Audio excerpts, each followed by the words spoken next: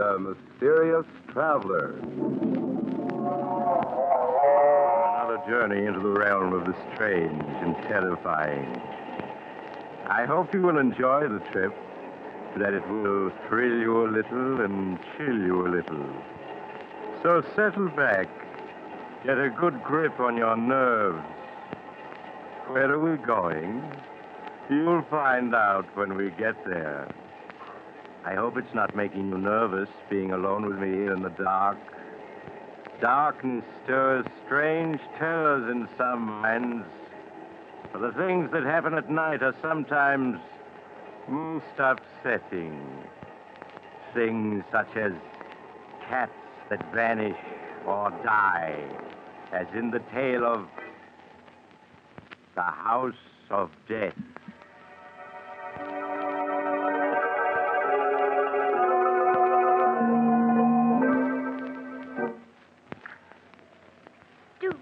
Living out in the country this way, Louise. We're so isolated from everyone. Yes, Martha. It was much nicer when we lived in our own house in the village. Even if Roger and Hester are our nephew and niece, we should never have let them persuade us to move out here with them. Oh, doesn't that wind ever stop blowing? Martha, Roger and Hester are coming. I just saw the car turn into the drive. I hope they've brought a maid. Well, what's the matter with Toby and Queenie? Oh, mother's little darling's hungry. Even Toby and Queenie don't like living here. Yes, they do seem unhappy. But Toby hasn't been eating well at all. Oh, Louise is very foolish out living here with Roger and Hester. I think we should move back to our house in the village where we can really be happy. Oh, Martha, could we? I see no reason why we can't. So much nonsense about our being invalids and too old to live alone. Hello, Aunt Martha. Aunt Louise. Oh, Roger, were you able to get a maid for us? Oh, I'm sorry about that, Aunt Louise. I tried, but it's just impossible to get a maid these days. Roger, you know we need someone to push Louise around in a wheelchair. It's too much for me. Well, I'm sure Hester will do anything you ask. How are you, Aunt Louise? Aunt Martha? I brought you some good hot tea and some biscuits. Thank you, dear. Roger, Louise and I have been talking things over. Now, it is very kind of Hester and you to invite us to live with you, but we were much happier living in the village and would like to go back to our house. What? But, Aunt Martha, it's much better for you here. Of course. You're homesick, that's all. Why, certainly in time you'll come to love this place as we do. Now, we don't want to hear another word about your leaving us. We couldn't be happy thinking of the two of you living alone in that house in the village. Come along, Roger. Let them drink their tea. Yes, Hester. Well, see you both later. They're really so good to us, Martha. But I do wish they'd let us return to our own house. Tea tastes strange. You tried it yet, Louise? No. Why, yes, you're right. It does taste funny. Probably the water they use. Nothing out here seems as good as it was home. You better not drink any more of it. No, do you remember the little teas we used to give when we lived in the village? Mary Thompson came over every afternoon. It was so nice. There's no reason why we can't move back to our house and have those teas again. But you heard what Roger and Hester said. Our health isn't so good, and we need someone to look after us. Well, what of it? With all that money Father left us, we can afford a dozen servants. Yes, Louise, I think we'd better plan to return home.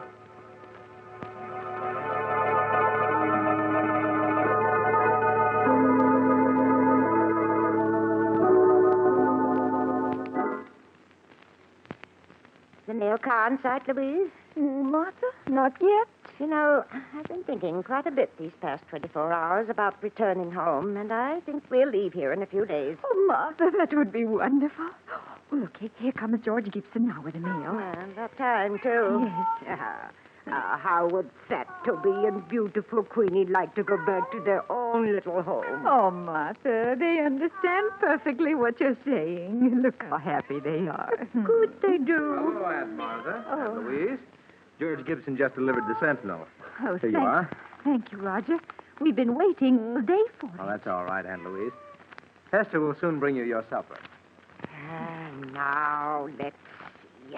Oh, Martha, let's look at the obituary notices first. That's just what I was turning to, Louise. Here we are. Did anybody we know die? Now, let me see.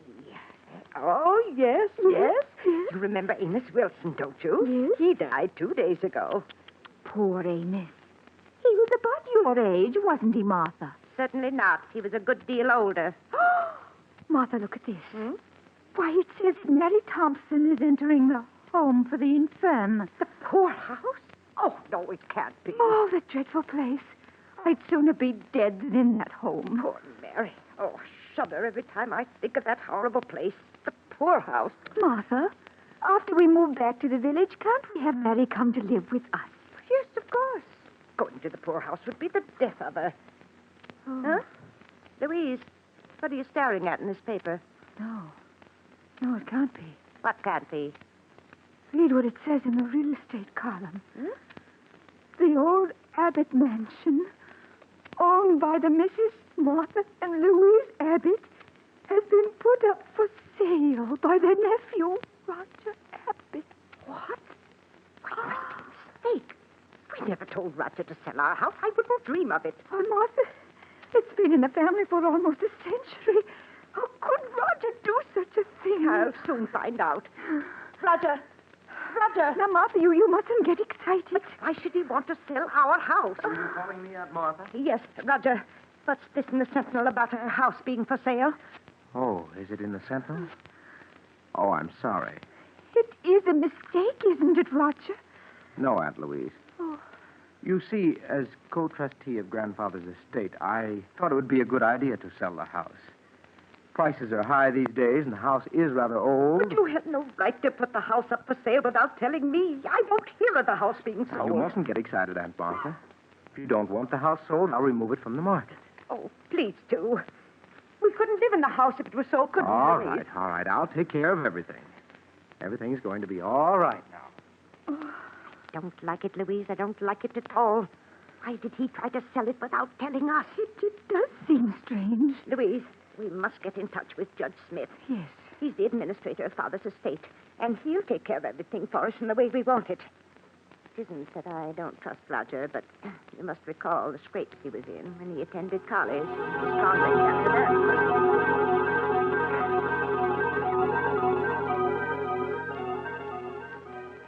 And then there was the matter of that bad check Roger gave. If it hadn't been for his dear father, he would... Someone's coming, Martha. I have your suppers for you. Now, please eat them before they get cold. Yes, Esther. There you are. Just call me if there's anything else you want. Yes, does Mother's beautiful Queenie want something to eat? I don't see Toby any place around. Well, he's probably in the kitchen. Now, say pretty please, Queenie, and Mother give you this nice piece of meat. That's Mother's darling. Here you are. Oh, isn't she lovely, Louise? Oh, yes. Queenie has such wonderful manners. We'd better eat our soup before it gets cold, Martha. Yes, and as I was saying, Louise, I don't care for Roger's attitude at all. Ask me, he's been behaving very strangely. Yes, Martha. Martha. Hmm? Martha, that piece of meat you gave Queenie doesn't seem to have agreed with her. She looks ill. Yes, you're right. Oh, Queenie, what's the matter with Mother's little Martha, darling? she's in agony. What can we do? Roger, come quickly. Oh, poor Queenie. Roger. She's suffering so. Oh, Roger, do something. We must help poor Queenie. Oh, Roger, look. I'm afraid it's too late, Aunt Martha. She's dead. Dead? But it can't be. She was all right just a few minutes ago. Things like this will happen, Aunt Martha. She was old. She probably had cramps. Roger, you better take Queenie out of here. All right, dear. Poor Queenie. We've had her ever since she was a little kitten, 12 years now. There, Aunt Louise, you mustn't cry. You still have Toby. Now, why don't you eat your supper? You'll feel much better if you do. Esther, how can you speak of food at a time like this? With poor Queenie's body not even cold. I'm sorry, Aunt Martha. If you want me, just call. Oh, Martha, it won't be the same without Queenie. I simply can't understand it. 1 minute Queenie was perfectly well. Then after you gave her the meat, she became ill. Yes, she was perfectly well until she ate the meat. Louise, the meat, that's it. Don't understand, Martha. The meat, it was poisoned. Poisoned? Louise, that poisoned meat was meant for us. Martha, You don't mean that Roger and Hester... Oh, no. Yes, no. Louise, they're after our money. Oh, what are we going to do? We can't get at the phone. Got to get in touch with Judge Smith. Our lives depend upon it.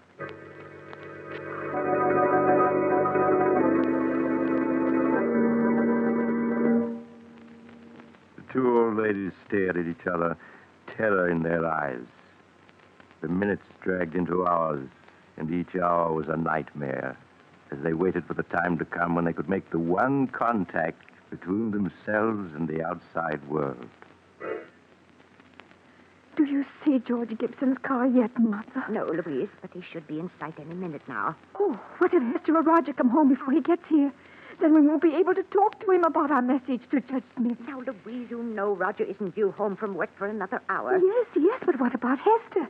She's over at the miller's farm, and she's liable to return any minute. Louise, I see George Gibson's car. He's just turning into Hurry, the drive. hurry, Martha, hurry. All right, Hurry. Louise, I'll raise the window. Martha, call to him quick before he gets away. George Gibson. Hello? Who's calling? Look over this way, George. It's Martha Abbott. I want to see you. Oh, it's you, Martha. Well, howdy. I'm coming. He's coming, Louise. Do you hear? Now we'll be able to get in touch with Judge Smith.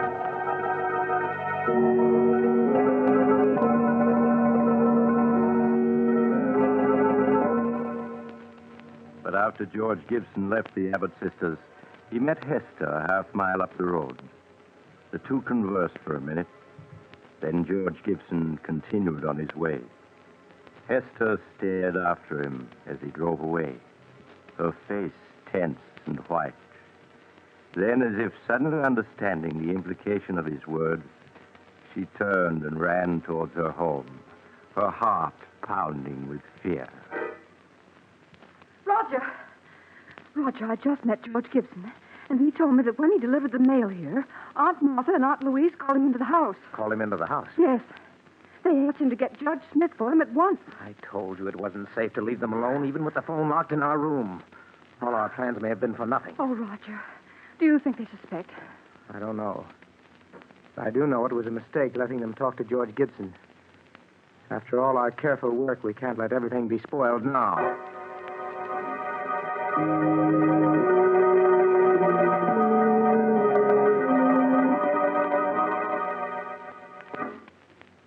Oh, Martha, these past 24 hours have been endless. Where can George be? Probably delayed somewhere. Oh, Martha, there. George is coming. He just turned into the drive. I told you he wouldn't fail us. Oh, but Roger and Hester are in the house now. What if they don't let George see us? Nonsense. When George has a message to deliver, he delivers it. Roger's just gone out to get the mail, but... Louise. What is it, Martha? What's wrong? That isn't George Gibson driving the mail car. What? The man driving it's only a youngster. Now he's leaving. Martha, what does it mean? I don't know. I don't understand. Perhaps George is ill and he couldn't come today. Hello, Aunt Martha, Louise. This magazine just came in the mail. Thought you might like to see it. Thank you, Roger. Why didn't George Gibson deliver the mail? Oh, so you noticed there was a new driver today. Yes. I'm sorry to tell you this, but poor George Gibson was killed last night. Killed? Oh, no. He had an accident as he was returning to the village. An accident? Yes. I don't want to speak any more about it. It'll just upset you. Hester will bring you your supper soon. Oh, poor George. That means Judge Smith never got our message. Oh, Martha. Louise, don't you see? It wasn't an accident. But Roger said it was. George was deliberately killed to keep him from going to Judge Smith. Martha, you don't mean that Roger and Yes, Hester... Louise. They won't stop at anything to get our money. Oh, Martha, I'm so frightened. Oh, we must have courage or we're lost. Oh, but if we can't get word to the outside and they're poisoning our food... Oh, we haven't eaten a thing since poor Queenie died. We can't go on throwing food away or we'll starve. There's only one thing to do, Louise, if we're not to starve. Toby must sample our food before we eat it. You mean to see if it's poisoned? Yes.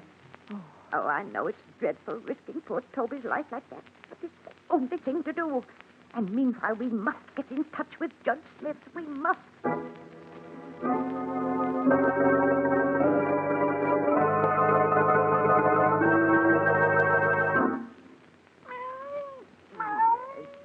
You are, Toby, a nice piece of meat for Mother, little darling. Aunt Martha? are you feeding Toby? He gets plenty to eat in the kitchen. Of course. I've always fed Toby from my own plate. He expects it. But, Aunt Martha, if you feed that meat to the cat, there won't be enough for you. Yes. If you're to get well, you need all that food. Now, I don't want you feeding Toby any more of it. Here, Toby. Come along, boy. Come on out to the kitchen while Aunt Martha and Louise eat their supper.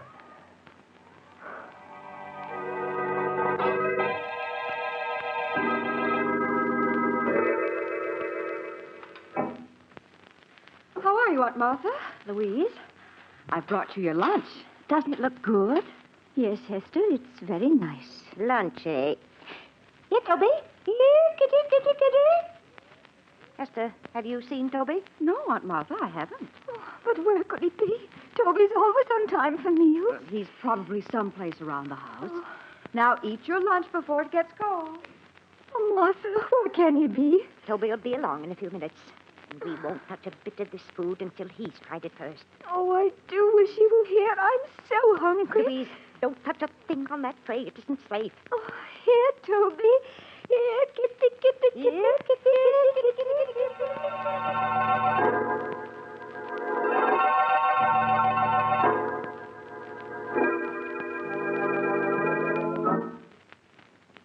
Good evening, Aunt Martha. Louise, how are you? Good evening, Roger.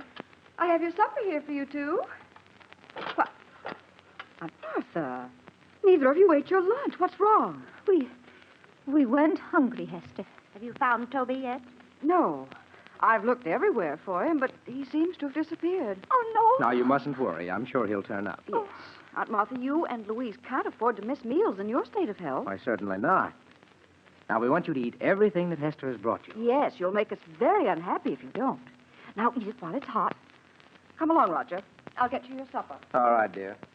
Did you hear what she said about Toby, Louise? Yes, he's vanished. Nonsense. They've killed him.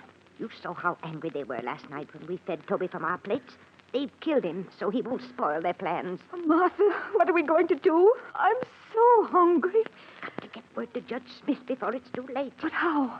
Tomorrow, I'm going to go out to the road and try to get to the village. But, Martha, it's 2 miles to the village, and you know you can't walk more than a few yards. You're not strong enough. Louise, with either starvation or poisoning staring us in the face, we haven't any choice. I must try to reach the village.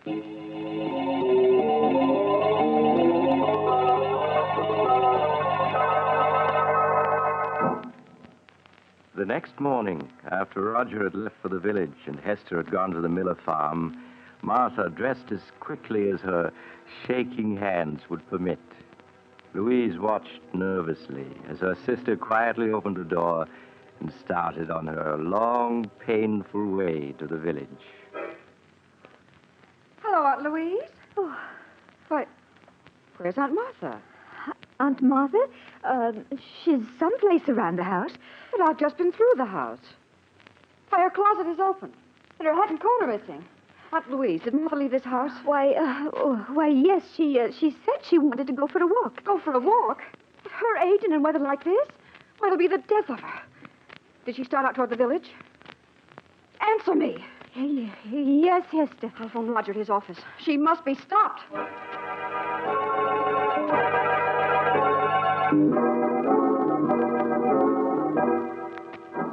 20 minutes later, as Roger drove along the road leading to his home, he saw a small figure in the distance. It was Aunt Martha.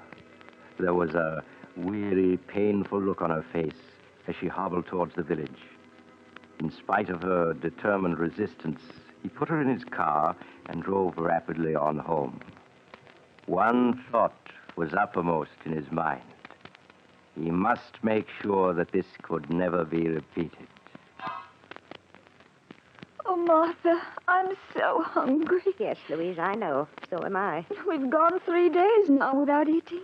We left them our money and our wills. Why must they kill us? They're nothing but common murderers. Oh, if there was only some way to get word to the village. Louise, I've got an idea. What is it, Martha? If we were to set fire to the house, they'd see it in the village. Yes. And then the fire company would come out. Then we'd be able to tell them we'd be saved. Oh, but Martha, Hester and Roger would put out the fire before it could get big enough. Louise, I know a way we can prevent them from putting out the fire. You do? Yes, and we can save ourselves, Louise. We can save ourselves.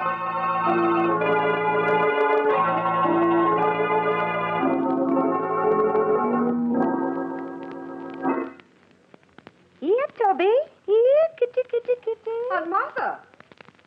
Why are you looking down the cellar? You should be in your room. Yes, it's drafty out here in the hall. Now, come on, close the cellar door and go back to your room. But I heard Toby crying. He's down in the cellar, and I won't go to my room until I get But him. Aunt Martha, Roger, just to put Aunt Martha's mind at ease, why don't you go down to the cellar and see if Toby is there? Oh, all right. If you ask me, it's just a waste of time. Oh, please help him look for Toby, Hester. You'll find him so much quicker if you both look for him. Oh, very well. But you go back to your room so you won't catch cold. Roger, do you see him? He doesn't seem to be any place here in the cellar. Now we'll see just how smart you are, trying to poison us. There, you won't stop us from escaping now. Oh, I must get Louise. Louise! Louise! Yes, Martha? Oh, Louise, it worked. Martha, you mean you were able to lock them in the cellar? Yes, and with the door locked, they can't get out. Oh. Aunt Martha, unlock this door. Let us go! Oh, they found out they're locked in. Don't you worry about it, Louise. I'll take care of everything. Oh, Martha. Aunt Martha, Martha, what are you doing with that kerosene lamp? I'm pouring the kerosene around the room so that it'll burn better. Oh, Are you ready to leave, Louise? yes, Martha. Then I'll strike the match and start the fire. Please, Aunt Martha, please open the door! Oh, how quickly it's starting to spread. Yes, we better leave. I'll push your wheelchair, Louise, and you try to help by rolling the wheels. Yes, Louise. There. Yes, we're coming along nicely. Oh, Martha, I hate the babies. Louise, you mustn't waste any pity on them. Even if they are our niece and nephew, they're nothing but common murderers. Yes, I suppose you're right. Now I'll just open the front door and we'll be free. Roll the wheels a bit, Louise. Yes, I am. Just a few feet more and we'll be safe. There. Far enough away from the house to be perfectly safe. Oh, my. The whole house is on fire now. Yes, lovely fire, isn't it? I don't feel cold at all. Oh, do you think they can see it in the village by now, Martha? I'm sure they do. Now remember, Louise, when the fire company gets here, we don't know what happened to Roger and Hester. We just managed to get out ourselves. Yes, Martha. If we told them what we were forced to do to escape, we'd have to reveal that our own niece and nephew were poisoners, murderers. We don't want to disgrace the family name, Louise. Oh, no, Martha. Of course not. Oh, look, Martha, look. The roof is beginning to go.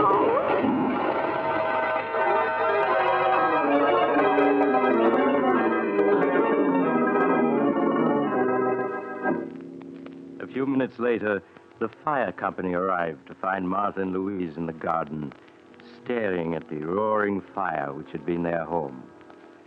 It was too late to save the other occupants of the house, so the men were forced to stand by helplessly and watch it burn.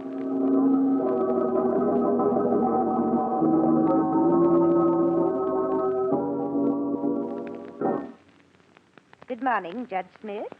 Good morning, Miss Martha, Miss Louise. I trust you're well after that terrible ordeal last night. We're much better, thank you, Judge.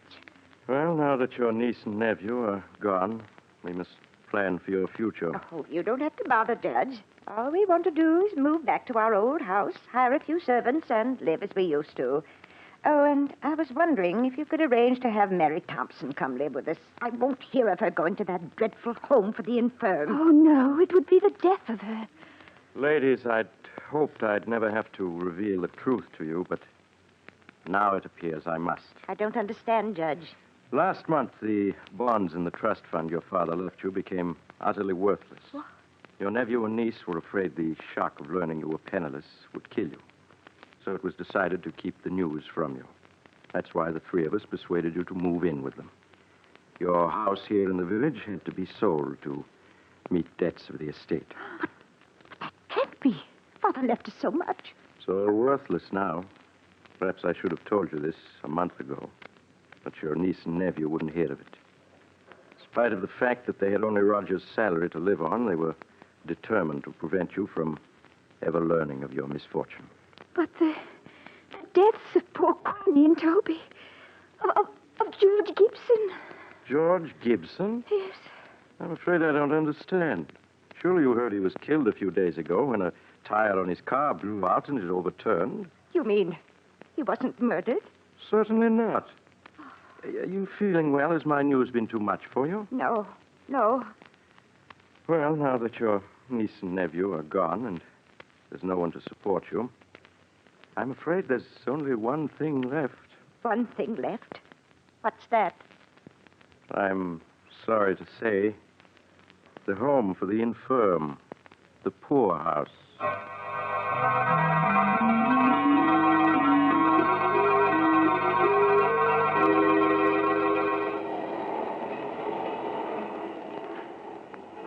This is the mysterious traveler again. Have you enjoyed our little trip? Too bad about the Abbott sisters. Such nice old ladies. But then, how were they to know that poor Queenie died of cramps, not poison? After all, you can't be too careful, can you? Would you care for a sandwich? They're very delicious. I make them myself. Oh, you're getting off at the next stop. I'm sorry. Perhaps you'll join me again soon. I take this same train every week.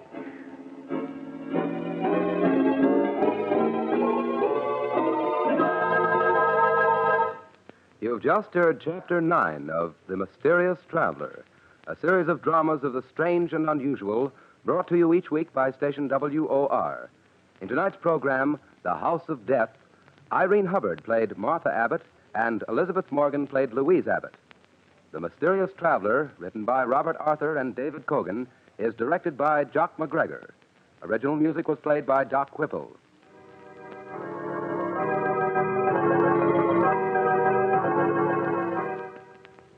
Listen next week to a tale titled The Man Who Knew Too Much. Another Tale of the Mysterious Traveler.